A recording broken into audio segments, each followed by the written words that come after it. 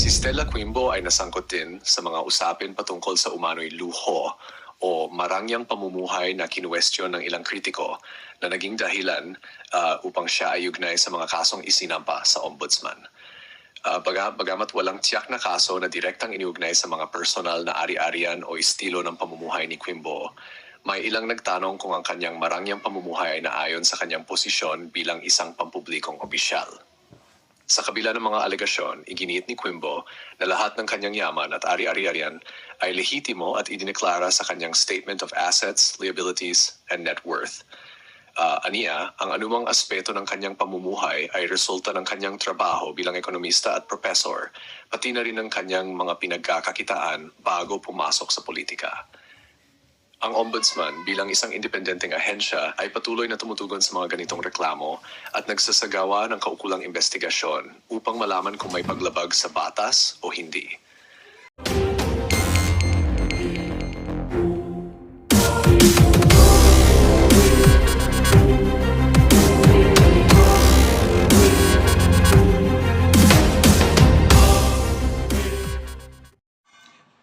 Magandang araw mga kaibigan. Pag-usapan natin ngayon ang isang ordinary citizen lang na nag-file ng kaso laban kay Congresswoman Stella Quimbo sa Ombudsman. So, graft and corrupt na kaso. No? So, salamat dito kay Ako Kabibig. Very updated si Ako Kabibig. Dito ko nalaman may post daw si Tio Moreno at ito na nga nanay na i-file na kaso laban kay Congresswoman Quimbo. Okay, pakinggan natin dito kay Ako Kabibig. Then mamaya bigyan natin ng reaksyon. May nakita akong post ni Tio Moreno. Tio Moreno, i-follow niyo po si Tio Moreno sa kanyang Facebook fan page. Marami kang makikita at malalaman ng mga importante na parang hindi ka maging mangmang. Ito Kabibig, oh. Ito ang post ni Tio Moreno. Ito, oh.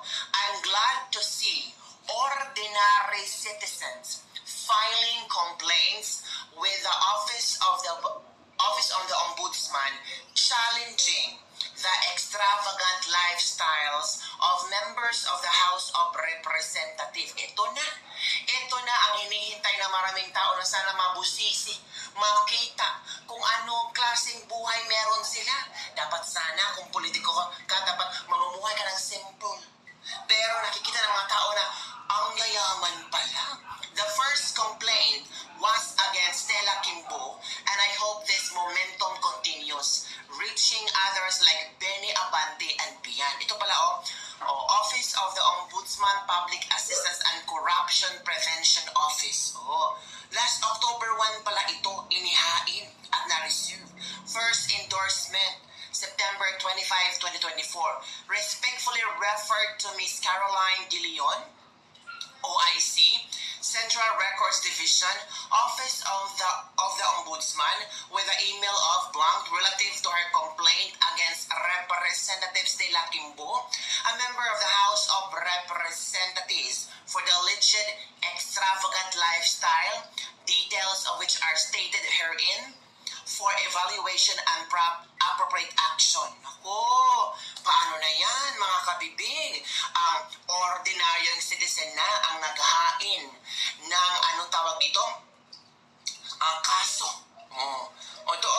A member of a House of Representative for the alleged extravagant lifestyle. Ang yaman kasi ni Quimbo, may sariling sasakyan at ang hindi lang simple na sasakyan, yung pang-artista at marami mga borloloys, ang yayaman.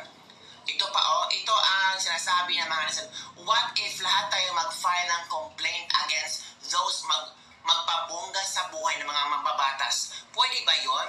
May susunod pa, nandito lang kami para sumuporta sa iyong advokasya. Ito pa, binenta ang dignidad at prinsipyo para sa kayamanang nauupo. Anyway, salamat Ako Kabibig. Masipag mag-research si Kabibig. Ako, personally, ito yung palatanda ng buhay na buhay ang ating demokrasya at ang ating justisya. Kung ang mga mamamayan na mismo ang gumagalaw pinaglalaban ang kanilang karapatan. Kasi, grabe naman kasi yung display of, dapat sana itago ang mga yan eh. Kaya lang, hindi nila akalain siguro na mapapansin ng taong bayan, hey, social media age na ngayon. Nakikita ang mga bag, mga mamamahaling gamit, relo, at iba pa. Although hindi nabanggit, sinerch ko, hindi ko makita sino yung complainant.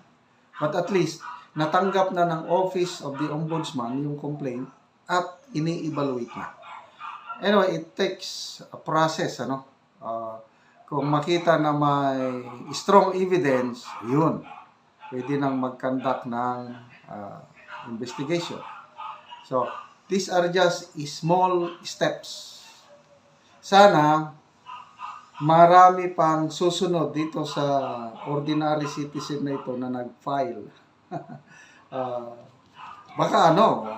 Baka may sa abogasya ito, baka hindi natin alam, mayroon siyang mga kaibigang abogado, kaya naglakas loob na file na So, maliban kay nakita ko post ni Crisette Laureta Chu. Yung picture ni Congresswoman Kimbo na nag-file ata ng COC, parang naka-coat na siya. Wala ka nang masyadong makita na suit niya dahil takip ng katawan. Kaya lang, marunong si Crisette Laureta Chu. Sabi niya, nakita pa rin yung sapatos. Nako, pag close up ng sapatos, mamahalin. According to Crisette Laureta Chu, aabot daw ng 60,000 pesos ang isang pares ng ganong sapatos. Talagang, it's a matter of lifestyle. Anyway, sana mag-prosper itong complaint na ito at sana madagdagan pa ang ganito. Okay. Nabanggit ni Tio Moreno yung Abante, si Congressman Abante. Meron akong narinig na isang gathering sa loob ng simbahan, nagsasalita si kasi bishop ito, si Congressman Abante, nagsasalita na there's nothing wrong with money, sabi niya.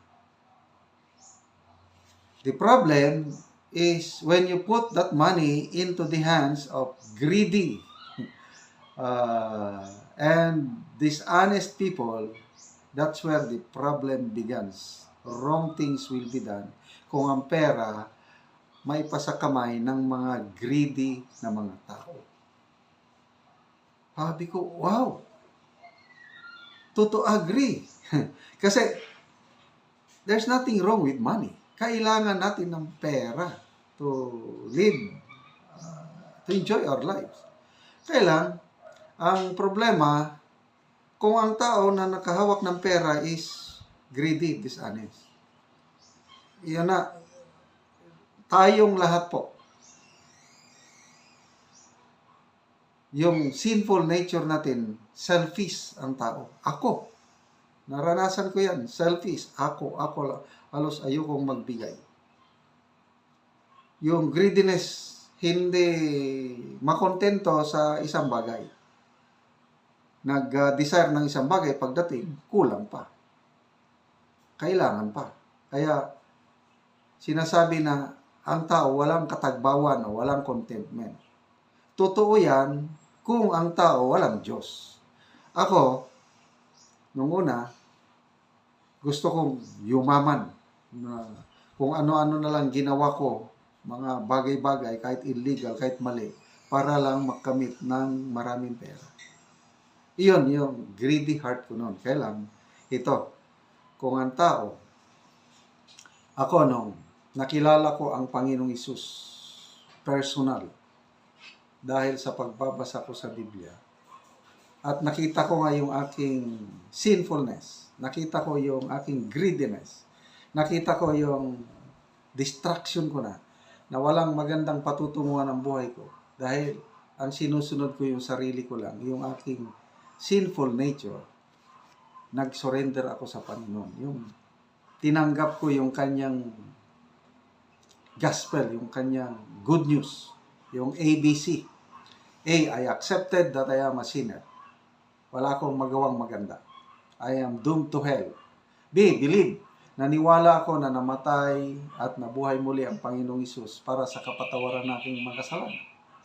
And then C, I surrendered my life to the Lordship of Jesus Christ. So, ang naninirahan sa akin ngayon, ang nasusunod, hindi na ako, kundi ang Panginoon. So, yung greediness, unti-unting nawala at napalitan ng generosity, napalitan ng pag-ibig dahil sa salita ng Diyos na palagi kong sinasakabuhay. Simple lang naman ang yung two greatest commandment. Love God with all your heart, with all your soul, with all your strength, and love your fellow man as you love yourself. Dalawa yan, kailang pwede magdugtong. Anong palatandaan na mahal mo ang Diyos? Kung mahal mo ang iyong kapwa-tao. So how can you show love to your fellow man? By sharing. Kaya tayo ngayon dito sa ating YouTube channel, yung ating income is sharing. Tinutulong natin sa nangangailangan, lalo na sa Talaandig tribe sa Bukidnon. So, yun po. So, balikan natin ang issue.